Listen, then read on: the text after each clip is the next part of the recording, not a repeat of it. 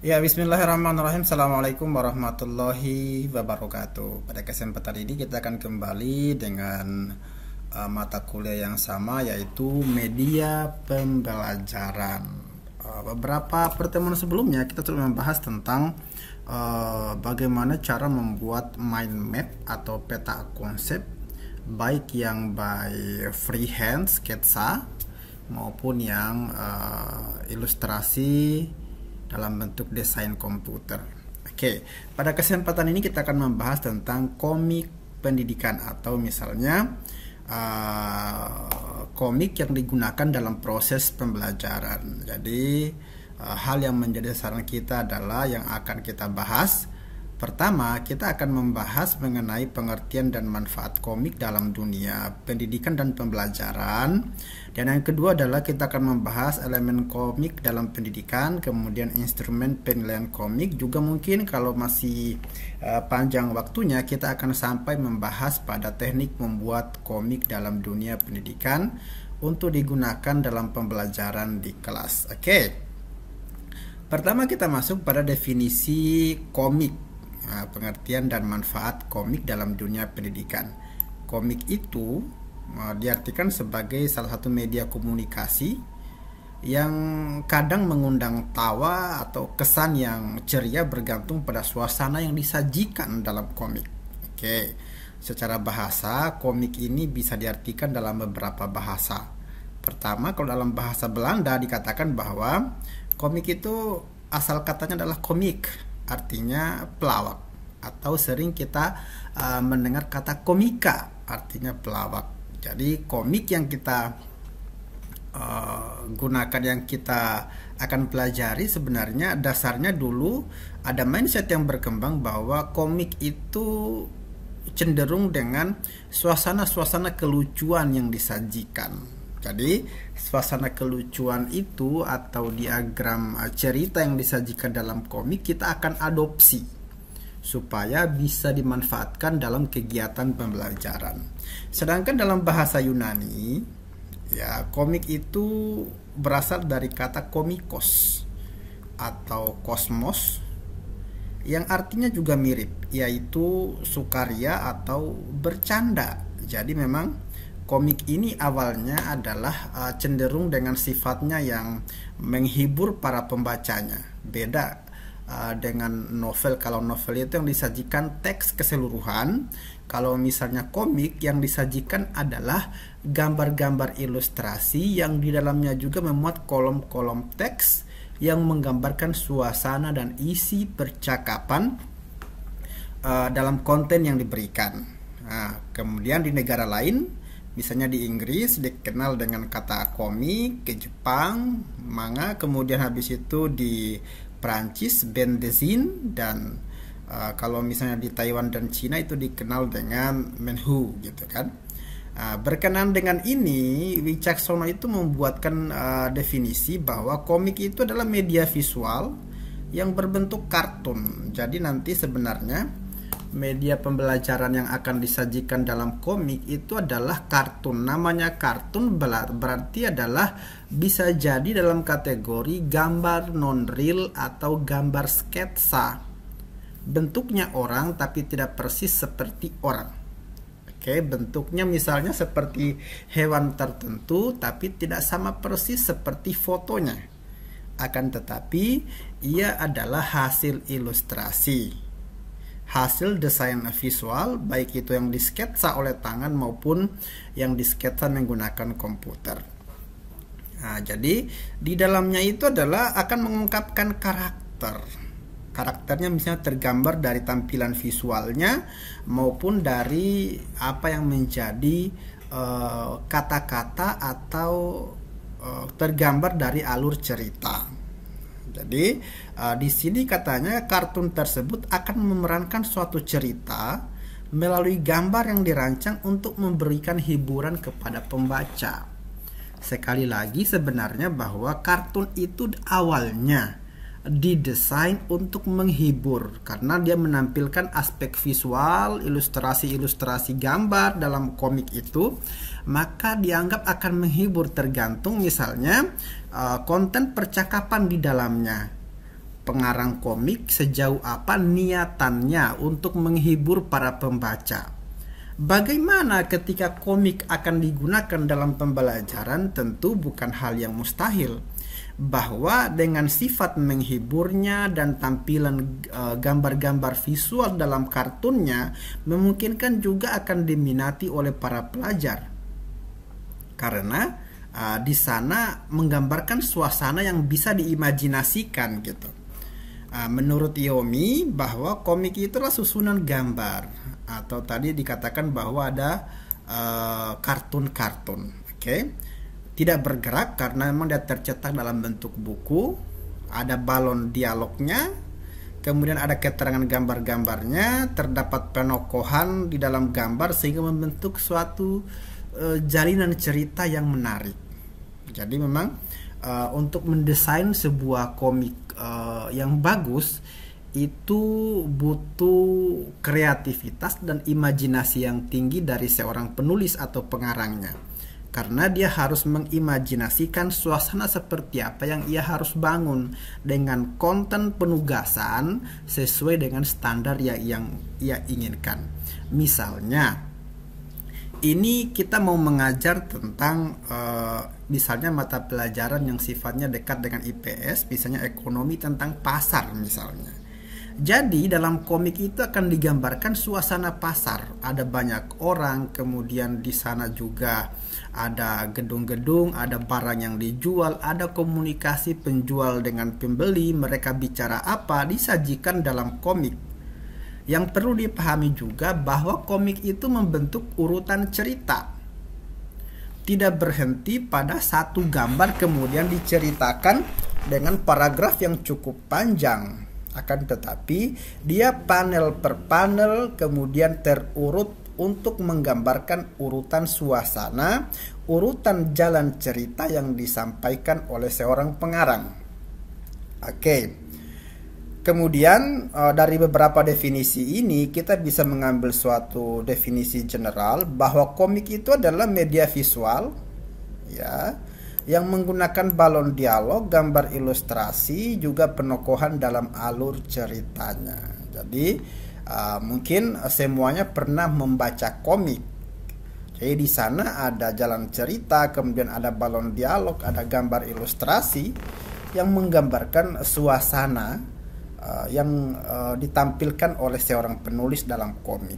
Ya, kalau misalnya kita adopsi komik ini dalam dunia pembelajaran, misalnya komik yang ceritanya membahas materi pelajaran atau mendorong siswa untuk memperhatikan sesuatu dengan pendekatan yang santai, lucu, dan kontekstual, itu bisa didesain oleh seorang pengarang komik. Jadi dia bisa menyajikan suasana belajar yang agak sedikit lucu dan kontekstual. Contoh komik sederhana seperti ini nih. Jadi saya perlu sampaikan misalnya ada frame-nya adalah merah dan ilustrasi lainnya ada titik-titik. Kemudian ini frame-nya, latarnya, kemudian ada judulnya. Oke. Ada judulnya,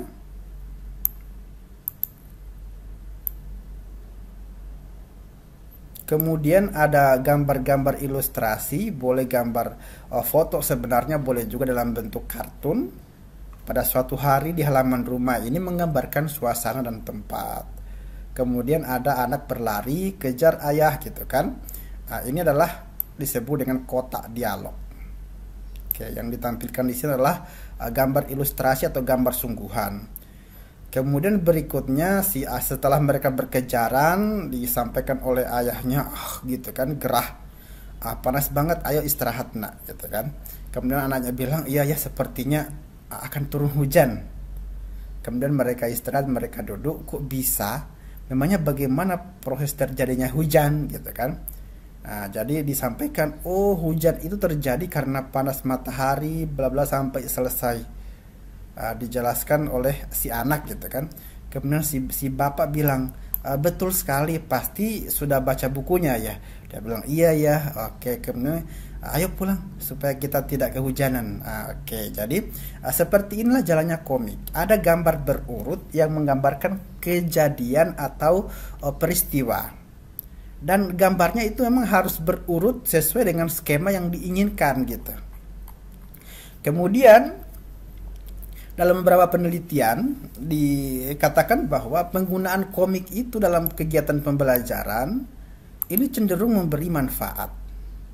Oke, dalam hal menarik perhatian minat siswa karena memang dia menampilkan gambar visual juga alur cerita. Kemudian meningkatkan minat baca, nanti siswa juga semakin rajin membaca. Kemudian menciptakan suasana belajar yang menyenangkan, pasti menyenangkan karena mereka menikmati langsung keadaan atau kejadiannya. Mengurangi kebosanan dalam proses pembelajaran, juga meningkatkan pemahaman siswa terhadap materi ajar. Ini adalah penelitian yang telah dilakukan oleh banyak orang tentang kontribusi komik dalam dunia pembelajaran. Oke. Kemudian berikutnya yang perlu saya jelaskan juga adalah bahwa ada beberapa hal yang merupakan elemen komik. Oke, jadi komik itu punya banyak komponen. Punya banyak komponen, sehingga dari komponen ini kita bisa pelajari dan juga menyusun komik secara sederhana. Pertama, dalam komik itu ada identitas komik. Identitas komik seperti ini, ada judulnya, materinya gitu. Oke. Jadi identitas komik itu perlu dicantumkan meliputi judul komik, kemudian kelas yang ingin menjadi sasaran pembaca, kelas 4, kelas 5, kemudian nama pembuat komik, siapa misalnya yang buat komiknya nih, logo sekolahnya kalau ada, atau misalnya logo lain yang menunjukkan bahwa yang mendesain komik itu adalah berasal dari lembaga pendidikan tertentu atau penerbit tertentu. Kemudian ada panel. Panel itu adalah ruang-ruang disimpannya gambar. Oke, kolom yang membingkai gambar ilustrasi dan balon dialog pada setiap adegan atau kejadian, sehingga rangkaian panel tersebut membentuk alur cerita. Bentuk panel yang perlu dipahami bahwa tidak mesti kotak, tergantung dari pendesain komik. Bisa misalnya bangun datar dan semacamnya. Jadi panel itu harus disusun rapi. Misalnya ini panel 1, panel 2, panel 3, panel 4, panel 5, panel 6. Tinggal dimasukkan gambar dan kotak dialog di dalamnya. Oke. Kemudian ada parit. Parit itu adalah ruang kosong yang berada di antara panel komik. Ukuran ruang kosong ini harus konsisten agar panel dapat membentuk rangkaian cerita yang menarik, sistematis, mudah dipahami, dan imajinatif. Jadi mana yang dimaksud dengan parit? Parit itu ini garis-garis abu-abu ini parit yang yang menjadi perantara antara panel dengan panel. Oke, ini parit namanya. Jadi dia harus sama ukuran tebalnya nih. Oke. Kemudian ada foto ilustrasi. Baik itu sifatnya kartun atau fotoreal tidak masalah. Foto ilustrasi adalah gambar yang menggambarkan seseorang, tempat, benda, ekspresi, atau ide.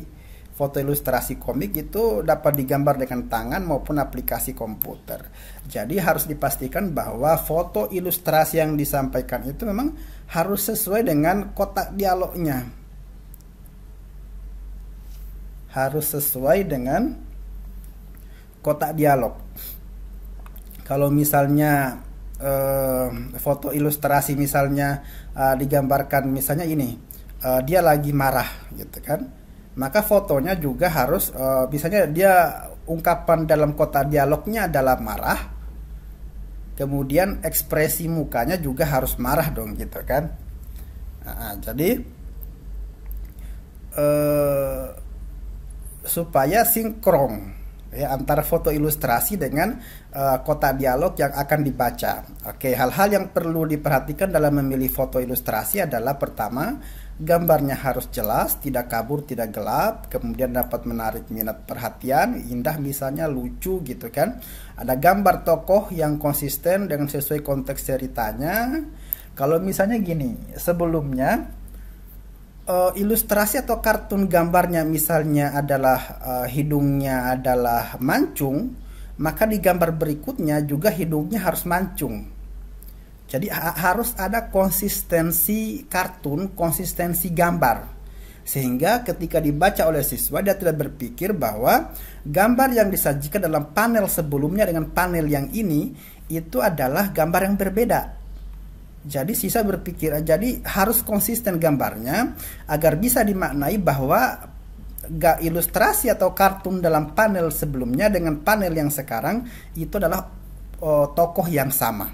Oke. Kemudian ini disebut dengan gambar tokoh konsisten, zona konteks dan ceritanya. Kemudian ilustrasi tokoh, background dan lain dapat diperjelas dengan pesan yang disampaikan. Ada pesan yang disampaikan misalnya lagi sunyi atau apa begitu.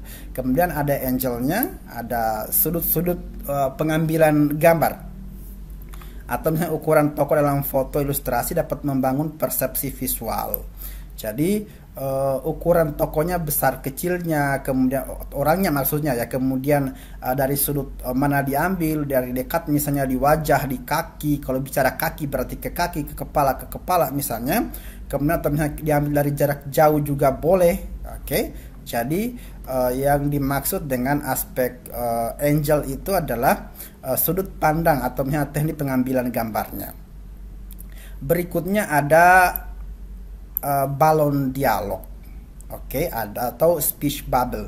Ini balon dialog ini adalah kotak untuk menyisipkan teks.